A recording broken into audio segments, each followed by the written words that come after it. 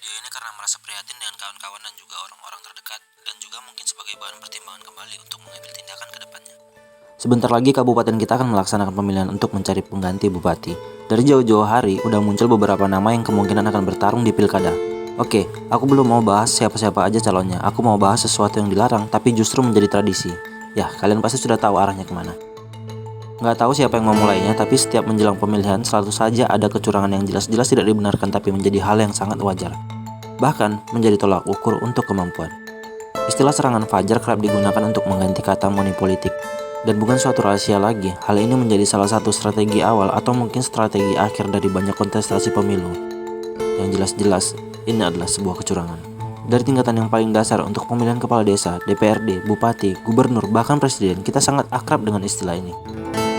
Dari beberapa pemilu yang pernah aku lewati dalam hidupku, belum pernah aku mendengar istilah serangan fajar ini hilang. Pasti selalu saja ada kabar burung yang bahkan aku nggak tahu burung siapa yang kasih kabar kalau serangan fajar sudah diluncurkan. Dengan terang-terangan perbincangan ini bertebaran tanpa ada rasa sungkan, bahkan juga tidak mengecilkan suara saat menceritakan calon A memberikan 100.000, calon B 50.000, calon C 200.000. Iya, angkanya variatif, dari mulai 30 ribuan sampai dengan 400 ribuan untuk satu suara. Setidaknya begitulah cerita yang bersambut dari mulut ke mulut, terus beredar. Apakah hal ini wajar? Bagi sebagian besar kalangan, hal ini sangat wajar. Bahkan mereka terkadang membuat sebuah barometer saat sudah menerima uangnya.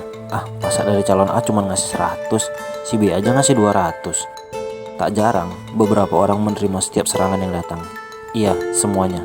Calon A, B, C, D, E, F, G, H, I, J, K, L, M, N, O, P, semuanya. Mari sebentar kita pahami apa itu money politik. Money politik atau politik uang yang dimaksud bukan hanya pemberian uang dengan tujuan untuk memanuver hak pilih masyarakat, tapi juga bisa berupa sembako. Itu adalah gambaran besarnya. Pahitnya adalah saat seseorang yang memutuskan untuk mencalonkan diri biasanya melakukan kampanye, mendekati dan mengunjungi masyarakat untuk menjelaskan program kerja dengan panjang lebar. Adakah yang dengar? Jarang. Kebanyakan hanya mengharapkan ekornya.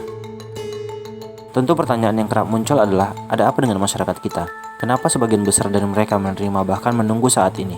Jawaban yang sering terdengar adalah jawaban klasik dari mereka. Kapan lagi coba? Nanti kalau udah duduk, mana lagi ingat mereka sama kita? Bukankah itu suatu loop, lingkaran yang sangat jelas? Saat seseorang terobsesi dan berambisi untuk mendapatkan jabatan, bahkan menghalalkan segala cara, termasuk money politik, kesejahteraan masyarakat tidak masuk ke dalam program prioritasnya. Mungkin judulnya iya, untuk kesejahteraan masyarakat, tapi endingnya bisa tebak sendiri.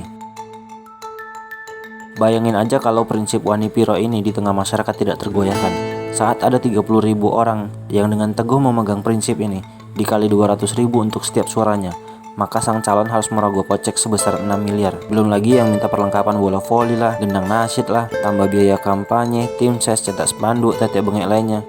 Yakin dia nggak mau balik modal? Yakin dia rela korbanin hartanya untuk mengabdikan diri seutuhnya untuk masyarakat? Yakin? Tito Karnavian pernah buat pernyataan yang sebenarnya rahasia umum, namun cukup mencengangkan. Tapi bisa juga dianggap biasa aja, tergantung dari sisi mana kita ngelihatnya. Oke.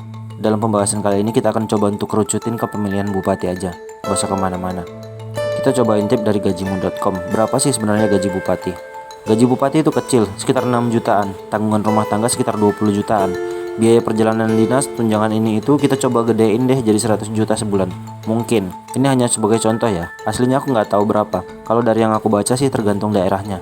Koreksi kalau aku salah di bagian ini.